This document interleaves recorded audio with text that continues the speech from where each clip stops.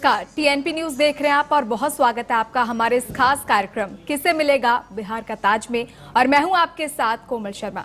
जैसा कि आप नाम से ही अंदाजा लगा चुके होंगे कि आज के इस खास पेशकश में हम चर्चा करने जा रहे हैं एक ऐसे मुद्दे पर जिसके बारे में हर कोई जानना चाहता है। जी हाँ, किसके सिर सजने वाला है बिहार का ताज। बिहार का चुनावी बिगुल बज चुका है, बिहार में सियासी सरगर्मियां तेज हो चुकी है और अब बिहार को बहुत जल्द मिलने वाली है नई सरकार।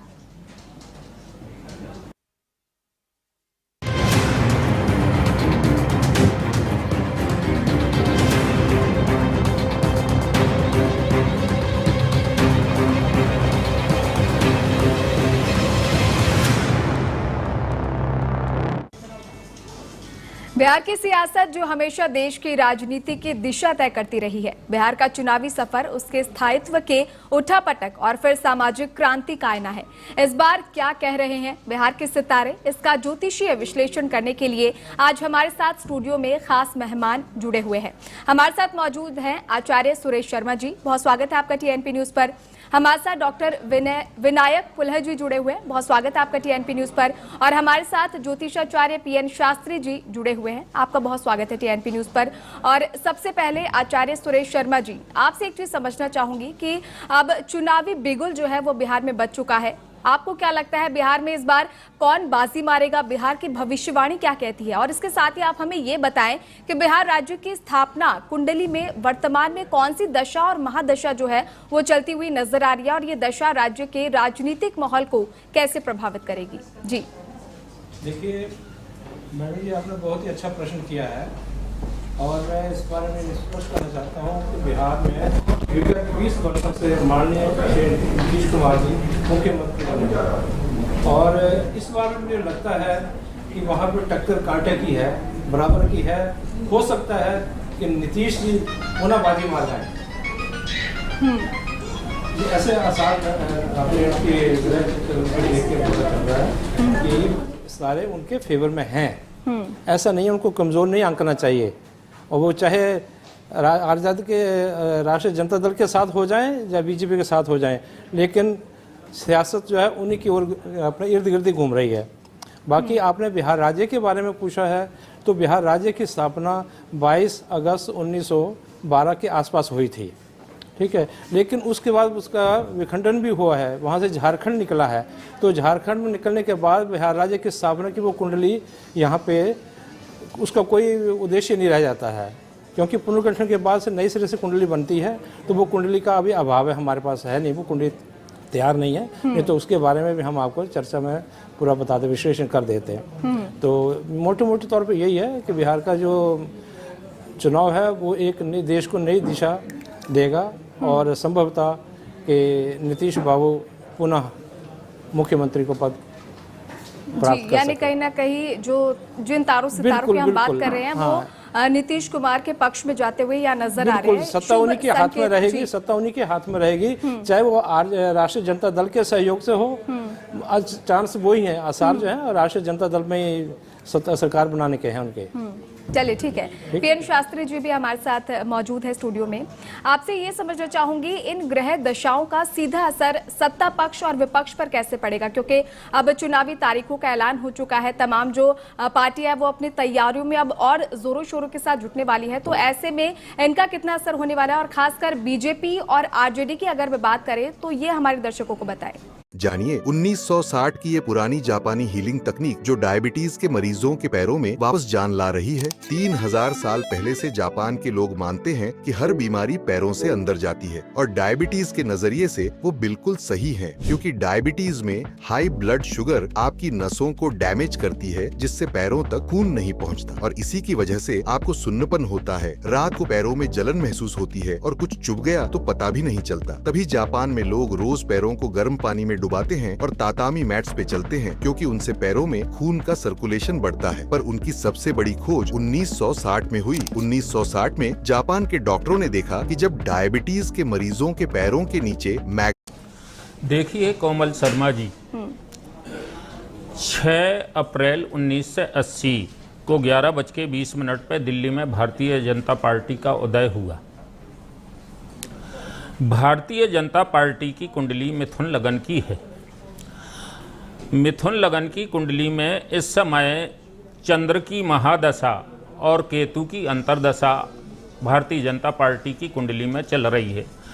किसी भी पार्टी की क्या स्थिति होगी, राजनीतिक वजूद क्या होगा, चुनाव में विजय प्राप्त होगी या नहीं होगी, ये उस राजनीतिक दल की कुंडली से मूल्यांकन किया जाता है।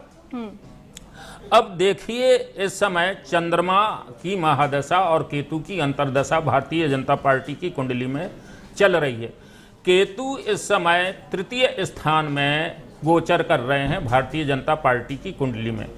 केतु ऐसे ग्रह हैं कि हेरा फेरी करने वाले, गुमसुम और गुप्त तरीके से हेरा फेरी करके चुनाव अपने पक्ष में करने वाले ग्रह केतु की अंतर्दशा और चंद्रमा नीच राशि में बैठे हैं।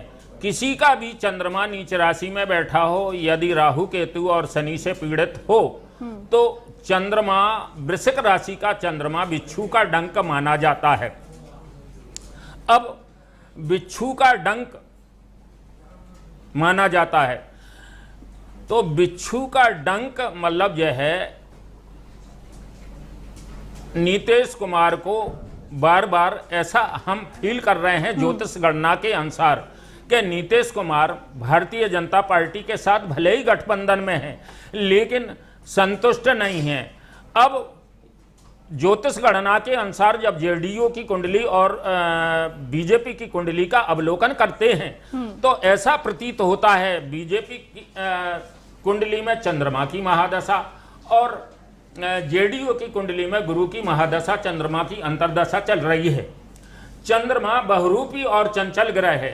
बीजेपी का चंद्रमा नीच राशि का ग्रह है। तो ऐसी स्थिति में बिहार में रस्साकसी दोनों का गठबंधन होते हुए एक दूसरे को निपटाने की होड़ लगी हुई है।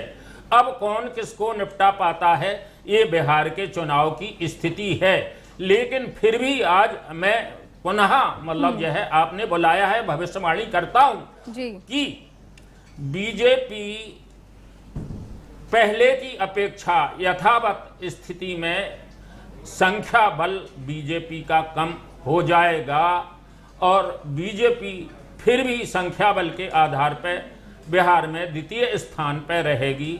संख्या बल आधार पर बीजेपी का द्वितीय स्थान होगा।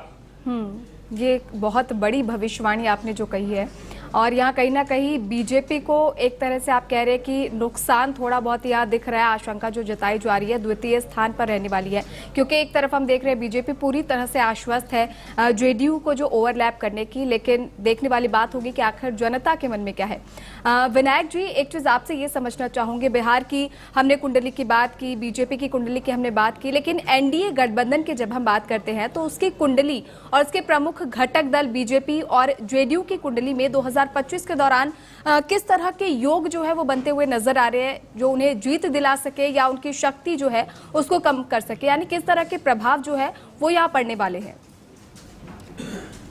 देखिए, बीजेपी का गठन जो हुआ है उसके अनुसार उसकी कुंडली मिथुन लगन की है और मिथुन लगन में उस समय राहु का नक्षत्र चल रहा था। बीजेपी की कुंडली में राहु तीसरे स्थान पे बैठा है, जो काफ़ी प्रबलता दिखाता है और वर्तमान में चंद्रमा की महादशा में केतु का अंतर चल रहा है। केतु भाग्य स्थान में बैठा है और अगर हम ये देखें, बुध जो है वो गुरु के नक्षत्र में है। विरोध तो बहुत होगा, लेकिन केतु के साथ होने से ये लेकिन ये एनडीए सरकार का होगा, केवल बीजेपी का नहीं होगा। यानी कुल मिलाकर गठबंधन का आप कहना चाह रहे हैं कि केवल बीजेपी के लिए ज़्यादा फायदेमंद नहीं होगा। और इसके साथ एक चीज़ और समझना चाहूँगी, क्योंकि 2025 का ये चुनाव अपने आप में काफ़ी अहम है। आपके अनुसार अप्रत्याशित क्या कुछ होने वाला है? किसकी किस्मत जो है यहाँ पर इस बार चमकती हुई नजर आ रही है आपके अनुसार? सरकार बीजेपी ही बन रही है, यानी गठबंधन जो है बीजेपी का, एनडीए का गठबंधन है, उसी की सरकार बन रही है। अपनी डेट ऑफ बर्थ कभी किसी को नहीं बतानी चाहिए, सिर्फ एस्ट्रोलॉजर को छोड़कर।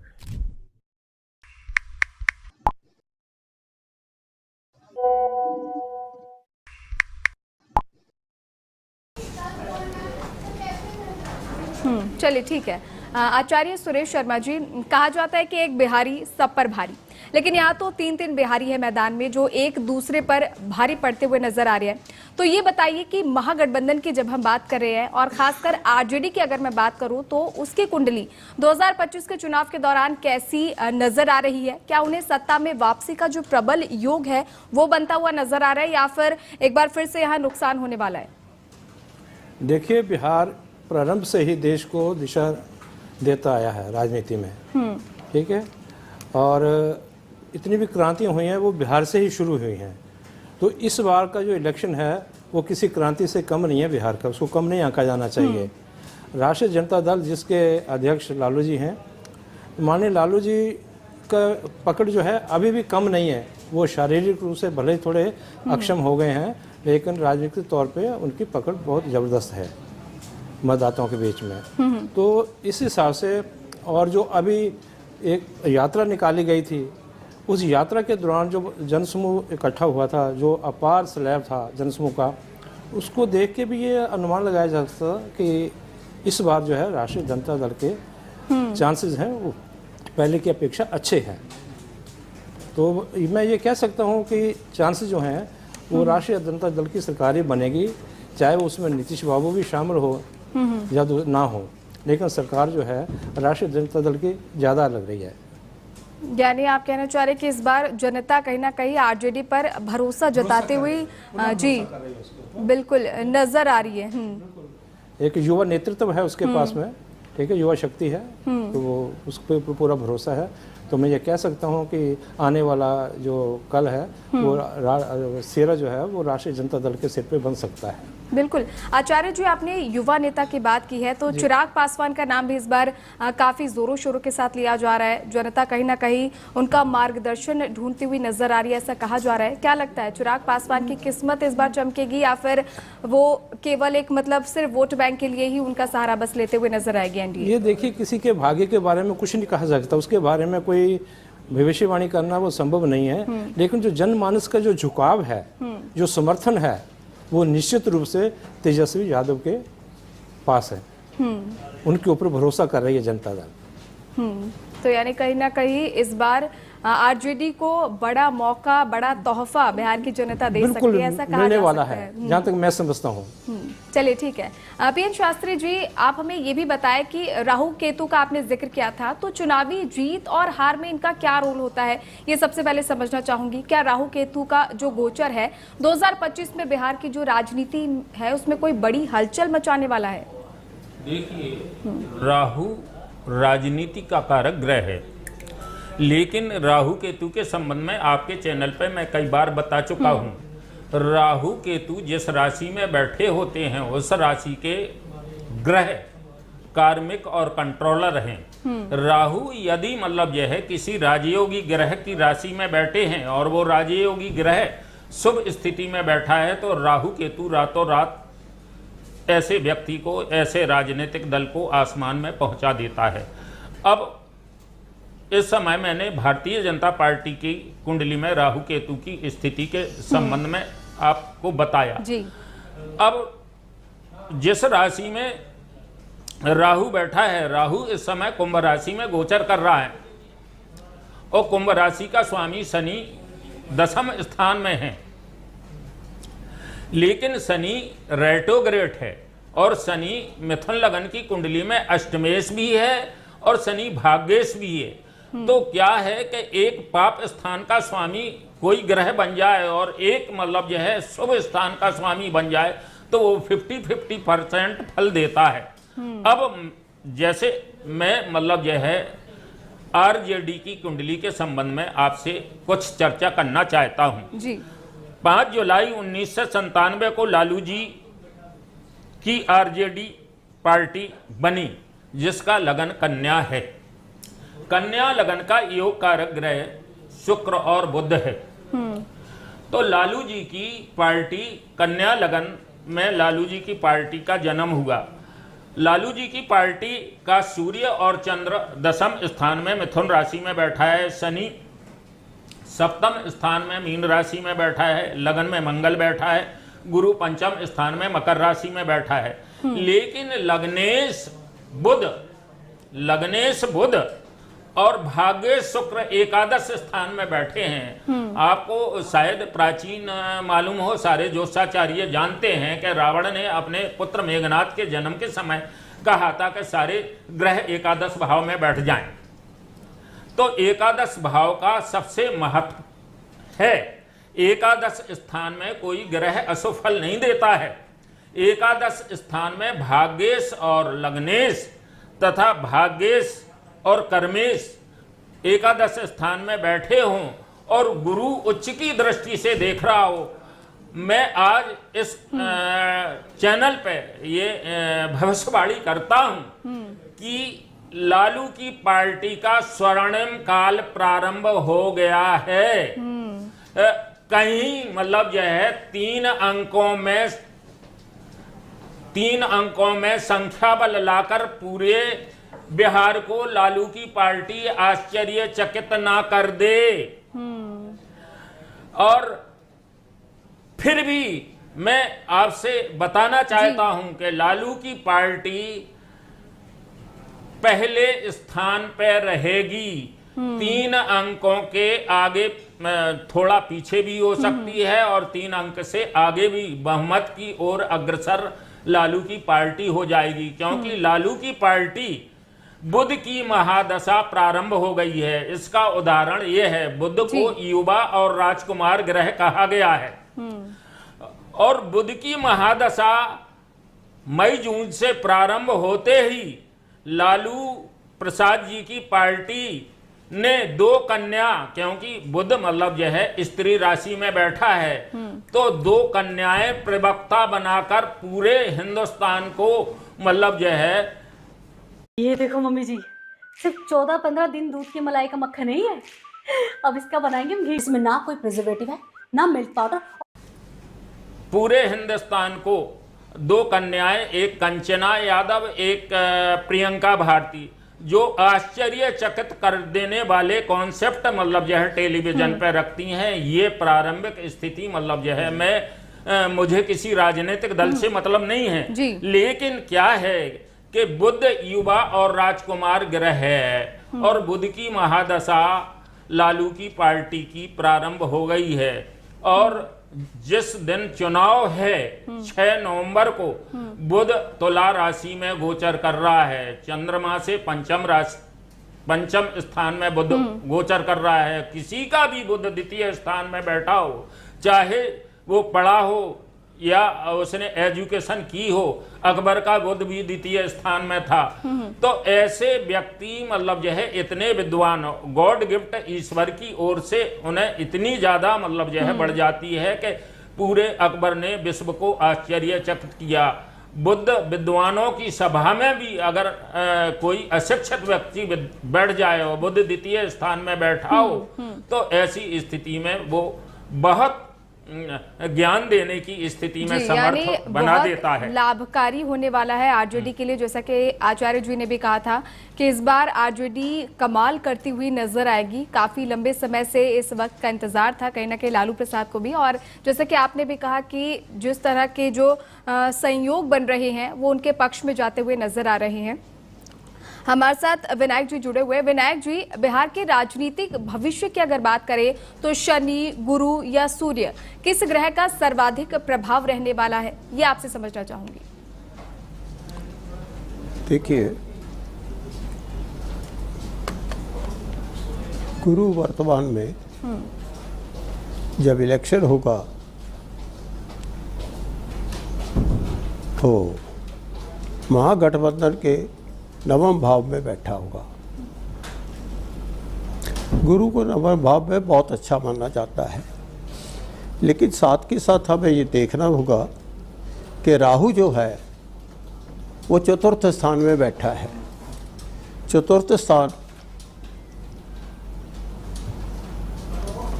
काल पुरुष की कुंडली में चंद्रमा का घर माना जाता है और निश्चित ही राहु उसमें ग्रहण लगाएगा। इसलिए ऐसा लगता है कि महागठबंधन में आपसी झगड़े खुल करके सामने आ जाएंगे, जिसका फायदा बीजेपी को मिलेगा। बिल्कुल, कहीं ना कहीं ये कहा जा रहा है कि सीट शेयरिंग का जो मसला है ये अभी फंसा हुआ है, ये सबसे बड़ा पेच है। और जैसे कि आपने कहा कि कहीं ना कहीं ये एक बड़ी वजह हो सकती है कि जो आपसी कलह होने वाले हैं सीटों को लेकर, सीटों के बंटवारे को लेकर जो लड़ाई होने वाली है वो खुलकर सामने आएगी और इसका सीधा जो लाभ है वो बीजेपी यहाँ उठाती हुई नजर आएगी आपके अनुसार। चलिए ठीक है। देखिए, महागठबंधन की कुंडली में जैसे विनायक जी ने कहा कि राहु चतुर्थ स्थान में गोचर कर रहा है, लेकिन जिस राशि में राहु गोचर कर रहा है उस राशि का स्वामी त्रिकोण में बैठा है। ज्योतिष का ये सूत्र है, राहु जिस राशि में बैठा है उस राशि का स्वामी अगर त्रिकोण में बैठा हो और गुरु अपनी राशि को शनि को देख रहा है, और महर्षि पाराशर कहते हैं कि यदि धनु और मीन का शनि बैठा हो और गुरु देख रहा हो तो वो तुला के शनि से भी शुभ फल देता है। तो महागठबंधन की कुंडली पर जैसे विनायक जी ने चर्चा की, महागठबंधन की कुंडली वृश्चिक लगन की है और वृश्चिक लगन की कुंडली में महागठबंधन उस समय नीतीश जी महागठबंधन के अगुवा थे और अरविंद केजरीवाल और सारे नेताओं को उन्होंने ही गठबंधन में बुलाया था। तो मैं आज भी महागठबंधन से नीतीश जी को अलग नहीं मानता हूं। अब जहां तक महागठबंधन की बात है तो महागठबंधन की कुंडली में शनि की महादशा, सूर्य की अंतर्दशा चल रही है।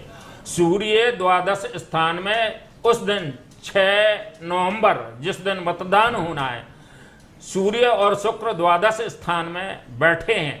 तुला राशि के सूर्य नीच राशि में बैठे हैं और शुक्र अपनी मूल त्रिकोण राशि में बैठे हैं। जब एक ग्रह मूल त्रिकोण राशि में बैठा हो, एक ग्रह नीच राशि में बैठा हो तो इसे नीच भंग राज योग कहते हैं। महागठबंधन जैसे शर्मा जी ने कहा कि मतलब जो है नीतीश कुमार जी चाहे इस पक्ष से बने चाहे उस पक्ष से बने, तो मैं एक और भविष्यवाणी आपके चैनल पे करता हूं। मैं ये भविष्यवाणी करता हूं कि चुनाव के तुरंत बाद भले नीतीश तीसरे स्थान पर रहेंगे, नीतीश यदि पिछले चुनाव के अपेक्षा मतलब जो है यथा स्थिति में रहे, उनकी 43 या 44 सीटें बरकरार रहीं, वैसे 40 सीटों का उनका अनुमान है। अगर 40 सीटें बरकरार रहीं तो नीतीश और तेजस्वी शपथ एक साथ लेंगे, ये भी भविष्यवाणी है। और नीतीश अपने पार्टी और अस्तित्व बचाने के लिए लालू के दरवाजे पर जाएंगे। यानी एक बार फिर से जो नीतीश कुमार के लिए कहा जाता है, जिस तरह वो दूसरी पार्टी में जा सकते हैं, पलटी मार सकते हैं, कहीं ना कहीं इसकी आप बात स्पष्ट तौर पर कहते हुए नजर आ रहे हैं। खैर, आप सभी हमारे साथ इस चर्चा में बने रहिए। अब वक्त एक छोटे से ब्रेक का है, कहीं मत जाइए क्योंकि बिहार के भविष्य में और क्या क्या छुपा है इस पर चर्चा लगातार जारी है हमारे खास मेहमानों के साथ। लेकिन फिलहाल रुकेंगे एक छोटे से ब्रेक के लिए, जल्द हाजिर होंगे।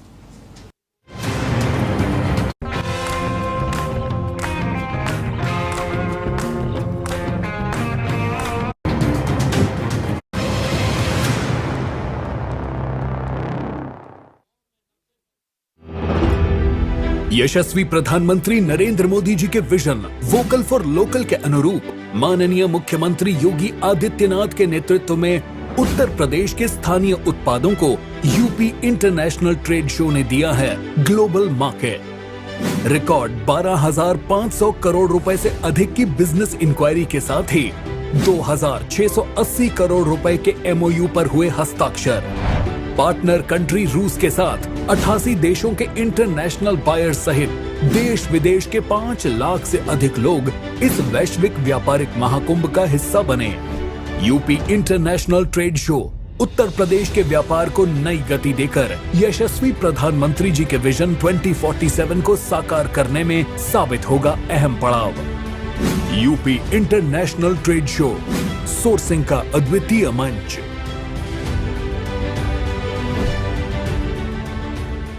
विमल में गुलिस्तां की ये कुछ लजीज फरिश्ते जब साथ गुले कुछ है ही ऐसी I'm a vision. मानते हैं। I said. और ब्रेक के बाद एक बार फिर से बहुत स्वागत है आप सभी का। तो बिहार में अब की बार किसकी सरकार होगी, यही सबसे बड़ा सवाल है। इस बार बिहार की जनता किसके हाथों में सौंपने जा रही है सत्ता की चाबी, ये भविष्य के गर्भ में छुपा है। लेकिन आज हम ज्योतिषीय गणना के आधार पर ये जानने की कोशिश कर रहे हैं कि बिहार का भविष्य आखिर किसके पास होने वाला है। आचार्य सुरेश शर्मा जी, एक चीज आपसे ये समझना चाहूंगी कि हम तीसरे मोर्चे के बारे में जब हम बात करते हैं तो प्रशांत किशोर की जो जन स्वराज है वो सबसे तेजी से उभरती हुई पार्टी नजर आ रही है। तो क्या उन्हें बिहार की कुंडली में इस बार कोई महत्वपूर्ण सफलता मिलती हुई नजर आ रही है? क्योंकि प्रशांत किशोर जो इस तेजी से उभरते हुए नजर आ रहे हैं, उन्होंने जनता के जो मुद्दे हैं वो उठाने की बात कही थी, बेरोजगारी और शिक्षा, स्वास्थ्य जैसे वो मुद्दे उठाते हुए नजर आए। तो क्या उनको इस बार कोई लाभ यहाँ मिलता हुआ नजर आ रहा है? आपका प्रश्न बिल्कुल सही है। प्रशांत जी जब अपनी पार्टी लॉन्च कर रहे थे, घूम रहे थे, तो उस समय ये संभावना व्यक्त की जा रही थी कि ये कुछ सीटें काटेंगे। और सीटें किसकी काटेंगे? तो उसमें नीतीश कुमार जी और भारतीय जनता पार्टी दल सर्वप्रथम था कि उनको ये नुकसान पहुंचा सकते हैं। बाकी रही कि महागठबंधन की बात, तो महागठबंधन ने जो रैली की है उससे लोग बहुत प्रभावित हुए हैं। और प्रशांत किशोर जी कुछ आंकड़ा जो उन्होंने संजो रखा था अपने मन में 20-25 का, वो 10-12 के करीब आ गया है। इससे ज़्यादा सीट उनको मिलना संभव नहीं है। ठीक है, वो एक तरह से अलग थलग अब पड़ गए हैं। पहले ऐसी संभावना नहीं थी, लेकिन अब जो है वो एकदम अलग हो गए हैं। उनका स्थिति इतनी मजबूत नहीं दिखाई दे रही है। तो गठबंधन, महागठबंधन ही आगे चलने की उम्मीद है। वही नंबर 1 पे रहेगा महागठबंधन, और उसके बाद भाजपा और नीतीश जी। इनको प्राथमिकता के आधार पर देखा जाए तो यही बनते हैं। बाकी किसी भी मोर्चे की या किसी भी व्यक्ति के कोई ज़्यादा लाभ नहीं मिलेगा। चलिए, एक चीज और आपसे समझना चाहूंगी। नीतीश कुमार की जब हम बात कर रहे हैं तो उनके स्वास्थ्य को लेकर बार बार सवाल उठाए जा रहे हैं। तमाम तरह के वीडियो भी सोशल मीडिया पर वायरल किए जा रहे हैं। तो क्या ये किसी तरह का जो ग्रह दोष है वो कहा जा रहा है? क्योंकि जैसा कहा जा रहा है कि कहीं ना कहीं नीतीश कुमार को यहाँ थोड़ा नुकसान होने वाला है। क्या इन सब का असर यहाँ होता हुआ नजर आ रहा है? ये देखिए, ये किसी भी इलेक्शन के टाइम में किसी भी राजनीति नेता को विचलित करना हो तो इस तरह की टिप्पणियां गाहे बगाहे आई जाती हैं। ठीक है, तो उनकी घेराबंदी की जाती है, मोर्चाबंदी की जाती है कि कैसे इसको कमज़ोर किया जाए, जनता का ध्यान इससे हटाया जाए, दूसरी तरफ लगाया जाए। ऐसी कोई बात नहीं है, वो पूरी तरह सक्षम है। ठीक है, तो ये सोचना बिल्कुल बेकार की बात है कि नीतीश बाबू शारीरिक रूप से कुछ अक्षम हो रहे हैं। ऐसा कुछ नहीं है। अभी उनको अगर प्रधानमंत्री पद की ऑफर दी जाए, देखिए अब 4 दिन में सब ठीक हो जाएगा, मामला बढ़ जाएगा। तो ऐसी बात नहीं है। ये राजनीतिक टिप्पणियां होती हैं तो राजनीति से प्रेरित हैं, ये अन्यथा कुछ नहीं है इनमें। ये सिर्फ यानी पॉलिटिकल एजेंडास जिन्हें हम कहते हैं कि छवि कहीं ना कहीं बिगाड़ने की कोशिश, उनकी छवि धूमिल करने की बात है, प्रयास है। ये और कुछ नहीं है, इससे कोई लाभ मिलने वाला नहीं है किसी को भी इससे। चलिए ठीक है। पीएन शास्त्री जी, जब हम नंबर गेम की बात करते हैं तो वो सबसे ज़्यादा अहम है, वो निकल कर सामने आता है। विनायक जी ने जिस तरह कहा कि जब सीटों के बंटवारे की बात होगी तो महागठबंधन हो चाहे एनडीए हो, दोनों की मैं बात करूंगी, दोनों में जो अंदरूनी कलह जो चल रहा है वो खुलकर सामने आने की उम्मीद यहाँ जताई जा रही है। तो आप दोनों गठबंधनों के बीच जो सीटों के जो अंतर है उनके बारे में क्या बताना चाहेंगे? क्या ये नंबर गेम अहम भूमिका निभाने वाला है चुनाव में? देखिए, सीटों के बंटवारे से मतलब जो है ज्योतिष का ज़्यादा कुछ लेना देना नहीं। नहीं, नंबर गेम की बात कर रहे हैं। नंबर जी। हाँ, अब क्या है कि सबसे बड़ा मतलब यह है जो नीतीश का राजनीतिक दल जेडीयू है, जो भारतीय जनता पार्टी का राजनीतिक दल भारतीय जनता पार्टी है, इन दोनों में आज की तारीख में प्रारंभ से कोई समन्वय नहीं है। अब समन्वय ना हो पाने का कारण मतलब यह है लोगों की, नेताओं की महत्वाकांक्षाएं ही होती हैं। अब मैं जेडीयू की कुंडली पर, जैसे अभी आपने शर्मा जी से पूछा कि नीतीश जी की मानसिक स्थिति थोड़ी इस तरह की क्यों है, क्या है कि इस समय जो जनता दल जेडीयू नीतीश की पार्टी है, उसकी महादशा गुरु में चंद्रमा की चल रही है। गुरु इस राजनीतिक दल का अष्टम स्थान में बैठा है और जो मंगल से पीड़ित है। और जब चंद्रमा मनमस्तक का कारग्रह होता है, अंतर्दशा में चंद्रमा है, और जब हम नीतीश कुमार की पार्टी की कुंडली देखते हैं तो शनि और चंद्रमा का विष योग है। जब चंद्रमा किसी पाप ग्रह से पीड़ित हो या शनि से युक्त हो, राहु केतु से पीड़ित हो, चंद्रमा राहु से भी पीड़ित है, राहु राजनीति का कारक ग्रह है, शनि से चंद्रमा पीड़ित है।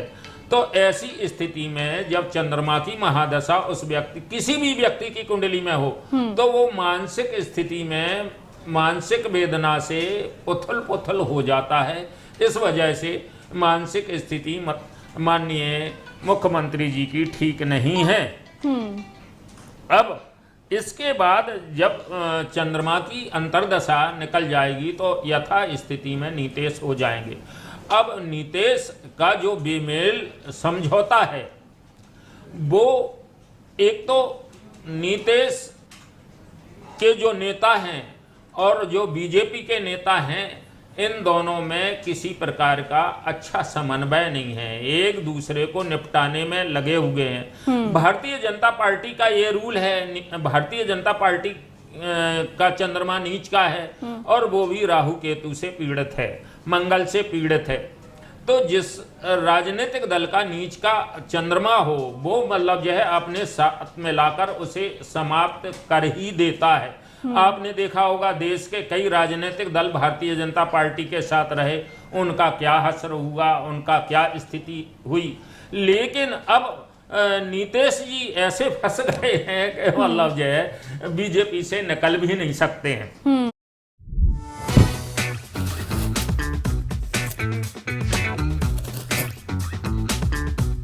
Get premium fruits and more. तो ऐसी स्थिति में नीतीश को ये भय था कि कहीं जो 16 सांसद हैं ये हमारे साथ रहेंगे नहीं रहेंगे, तो चुनाव तक वो हैं। चुनाव के तुरंत बाद नीतीश भले ही 30 या 35 या 40 सीट पे आए, लालू प्रसाद के सामने पाहीमाम करेंगे करेंगे करेंगे। जी, ये बहुत बड़ी बात है। जिस तरह आपने भी कही है कि बड़ी भविष्यवाणी के तौर पर ऐसे देखा जा रहा है कि नीतीश कुमार के लिए काफ़ी टफ सिचुएशन इस बार यहाँ देखने वाली होगी, क्योंकि काफ़ी टाइट फाइट जिस तरह आप कह रहे हैं वो होगी। और इस बार नीतीश कुमार के जो स्वास्थ्य कारण है, कहीं ना कहीं उसके कारण भी कहीं ना कहीं उन्हें थोड़ा बहुत नुकसान यहाँ झेलना पड़ सकता है।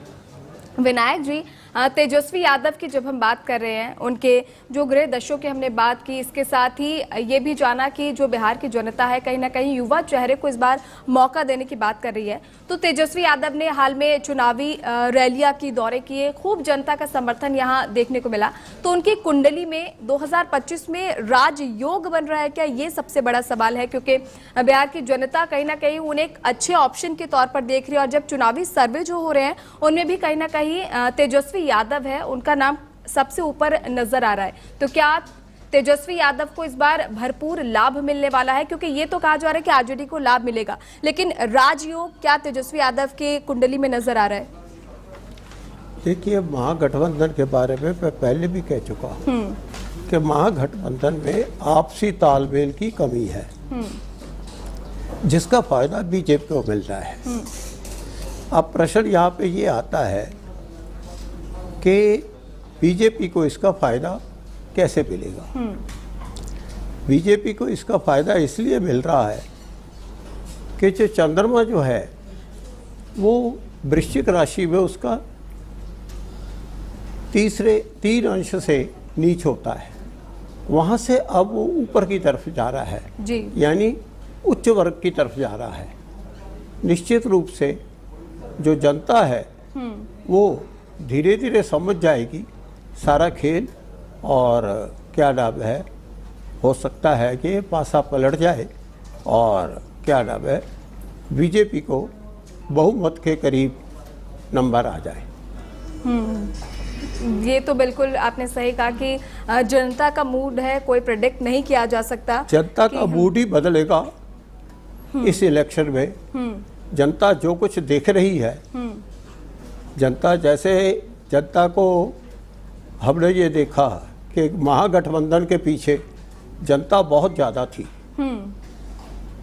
जनता पहले महागठबंधन की तरफ थी, लेकिन अब धीरे धीरे क्योंकि स्थिति ऐसी है, अगर हम ये देखते हैं इस समय शनि की महादशा में महागठबंधन के सूर्य का अंतर चल रहा है।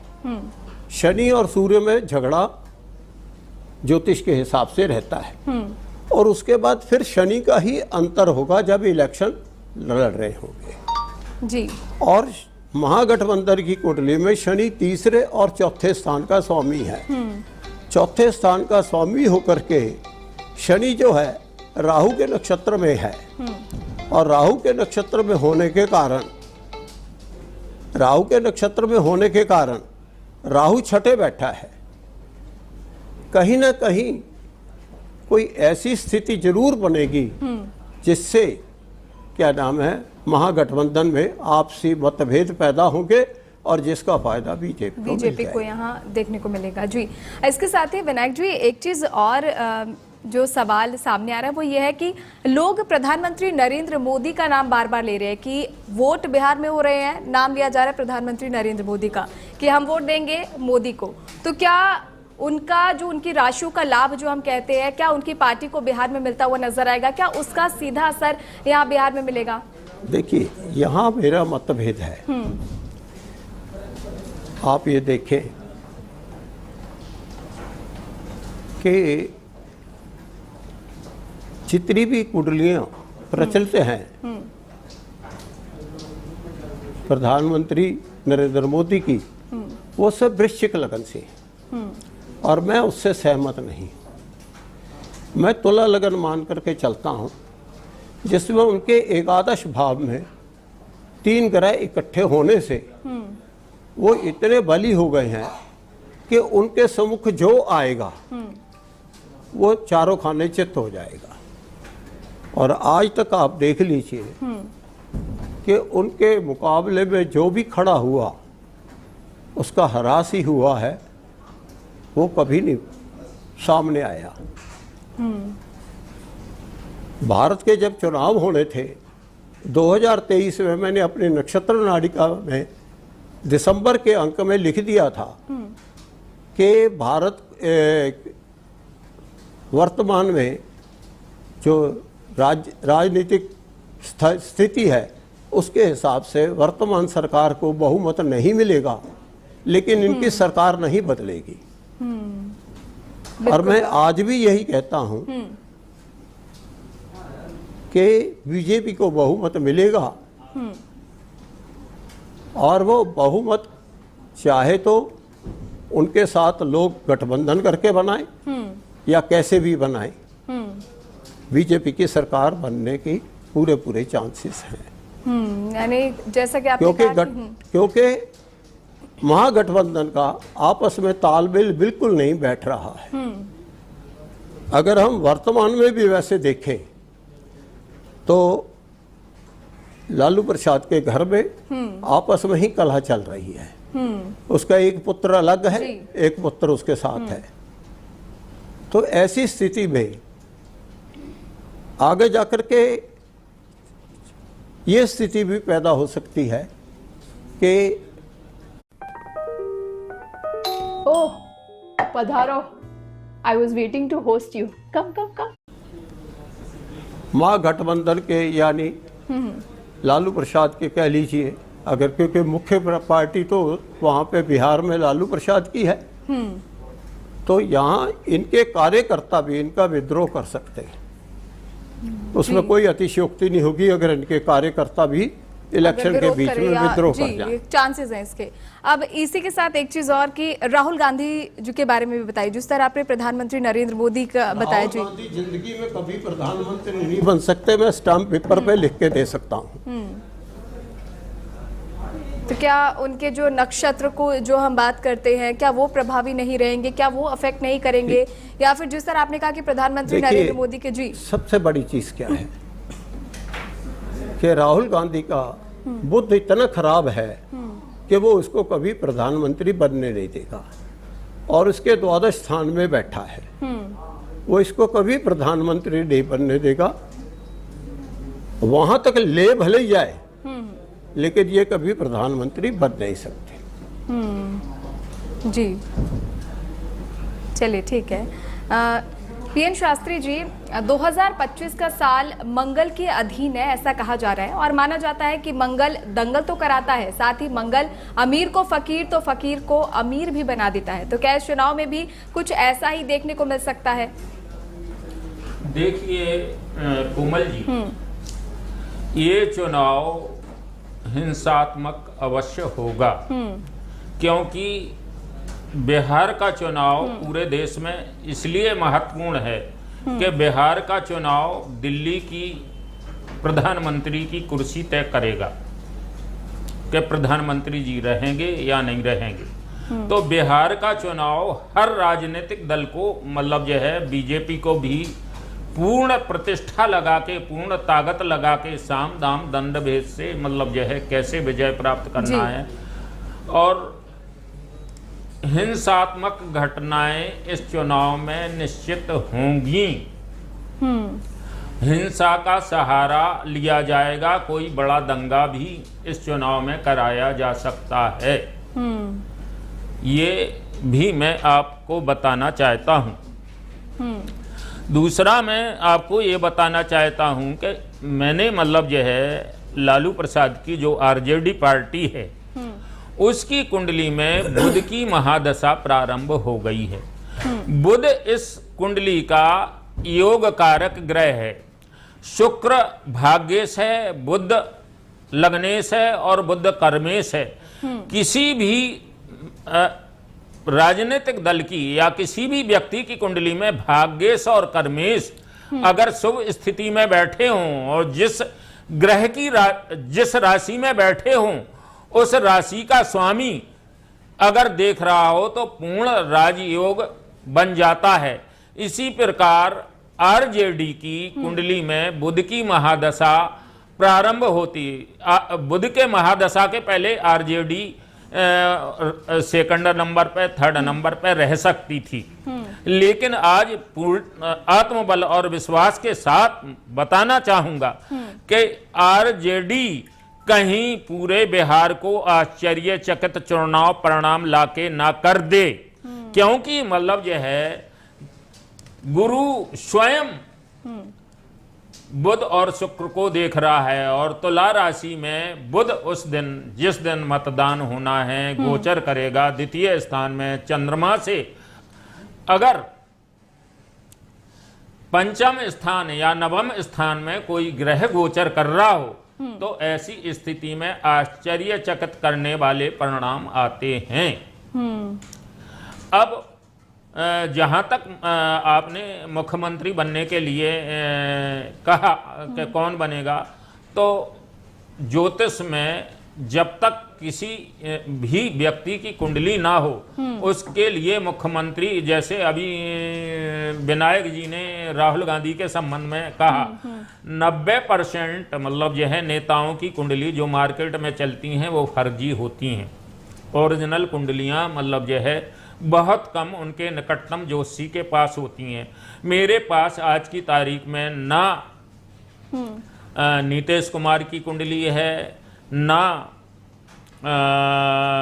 राहुल गांधी की कुंडली है और ना तेजस्वी की कुंडली है।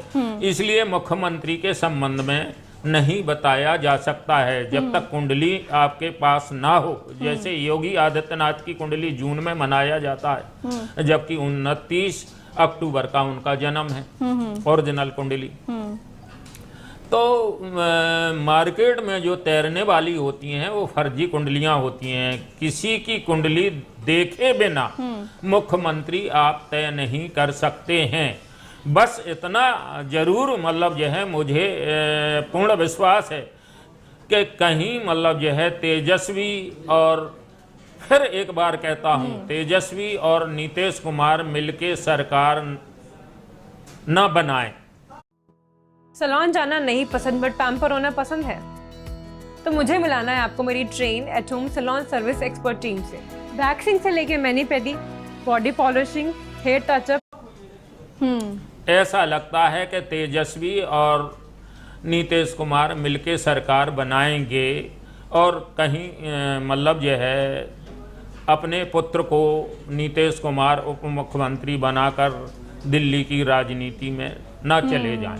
यानी बड़े चौंकाने वाले इस बार फैसले जो है वो लिए जा सकते हैं, क्योंकि हाँ 2025 के चुनाव को लेकर जिस तरह की भविष्यवाणियां हो रही है, लोग अब और ज्यादा एक्साइटेड हो गए, मुझे ऐसे लग रहा है। इसके साथ ही एक चीज और, आपने तेजस्वी यादव की बात कही, लालू प्रसाद यादव की बात की, तो उनके फैमिली ड्रामा को तो आप भी जान रहे होंगे, जिस तरह के हालात फैमिली में बने हुए हैं, उनके घर में काफी कलह चल रहा है, तो उसका कितना असर देखने को मिल सकता है, वो किस तरह के जो प्रभाव है वो डाल सकते हैं, क्योंकि कहीं ना कहीं लोगों का मूड है वो इसको डाइवर्ट कर सकता है। देखिए, फिर एक भविष्यवाणी करता हूं, तेजस्वी का जो भाई है, क्या नाम है उसका? तेज प्रताप जी। तेज प्रताप जी आरजेडी से चुनाव लड़ेंगे। आप लोग मुझे धन्यवाद दे देना जिस दिन आरजेडी से पर्चा भराए। आरजेडी से चुनाव लड़ेंगे, आरजेडी जी के लिए काम करेंगे, अपने बाप के नेतृत्व में ही तेज प्रताप काम करेंगे। अपनी नई पार्टी बना, अरे नई पार्टी बन जाए, आप मतलब जो है देख लेना, तेज प्रताप आरजेडी से चुनाव लड़ेंगे। चलिए ठीक है। सुरेश शर्मा जी, हमने जो भी लालू फैमिली को लेकर जो बातचीत की है, इसके साथ ही अब कहा जा रहा है कि तेज प्रताप आरजेडी के लिए एक बार फिर से चुनाव लड़ते हुए नजर आएंगे। काफी बड़ी भविष्यवाणी की है, खैर इस पर नजर बनी रहेगी। लेकिन सुरेश शर्मा जी, अब एक चीज और समझना चाहूंगी, बीजेपी का नाम सबसे ज्यादा इस बार लिया जा रहा है, जेडीयू से ज्यादा इस बार हाईलाइट बिहार में जो है वो बीजेपी होती नजर आ रही है, तो क्या लगता है बीजेपी का कोई दूसरा चेहरा इस बार ज्यादा जो है वो नजर आ सकता है? क्योंकि कहीं ना कहीं सीएम फेस को लेकर ना अभी भी पेच फंसा हुआ है, सीएम फेस को लेकर अभी तक किसी ने आधिकारिक घोषणा नहीं की है, तो क्या लगता है किसी की किस्मत यहाँ चमक सकती है? खासकर सम्राट चौधरी की अगर मैं बात कहूँ, तो क्या उनकी किस्मत इस बार चमकती हुई नजर आ रही है? देखिए कोमल जी, जहाँ तक सीएम चेहरे का प्रश्न है, ये दोनों पार्टियों में बना हुआ है जी। किसी ने घोषणा नहीं की है कि तेजस्वी हमारे उम्मीदवार होंगे या नीतीश कुमार जी हमारे उम्मीदवार होंगे, लेकिन ये कोई दोनों राजनीतिक दलों ने कोई बहुत बड़ी समस्या नहीं है। पहले है बहुमत हासिल करो, केंद्र का एक ही ये होता है, उद्देश्य होता है कि पहले बहुमत हासिल करो। ये मुख्यमंत्री का तो हम डिसाइड कर लेंगे, 2 मिनट में कर लेंगे। तो गठबंधन में थोड़ा टाइम लगता है, इतना जल्दी नहीं कि भाई किसी की घोषणा कर दी जाए, बहुत सारी बातें देखनी पड़ती हैं। आखिरी जो बहुमत के साथ आएगा, जिसका उम्मीदवार ज़्यादा होंगे, जिसके पास ज़्यादा होंगे सदस्य, तो नेचुरली उसी के ऊपर विचार किया जाएगा। तो अभी इन्होंने पूरा पहले से घोषित नहीं किया, तो ये एक राजनीतिक अपनी चाल होती है, पार्टियों की नीति होती है, उसके अंतर्गत चलना पड़ता है सभी दलों को, तो वो कर देंगे, उसकी कोई ऐसी कोई तो जिस तरह कहा जा रहा है कि 2025 जो मंगल के अधीन है, तो क्या कोई बड़ा प्रभाव, बड़ा इम्पैक्ट पड़ने वाला है? जनता के मूड की जब हम बात कर रहे हैं, तो क्या वो पूरी तरह से डाइवर्ट हो सकता है? इसको लेकर काफी असमंजस की स्थिति है। नहीं, बिल्कुल डाइवर्ट होगा, बिल्कुल डाइवर्ट होगा। देखिए, भारतवर्ष की कुंडली में मंगल की महादशा प्रारंभ है। मंगल उग्र, खूनी, जंगी और युद्ध का कारक ग्रह है। मंगल उस समय तुला राशि और वृश्चिक राशि में गोचर करेगा।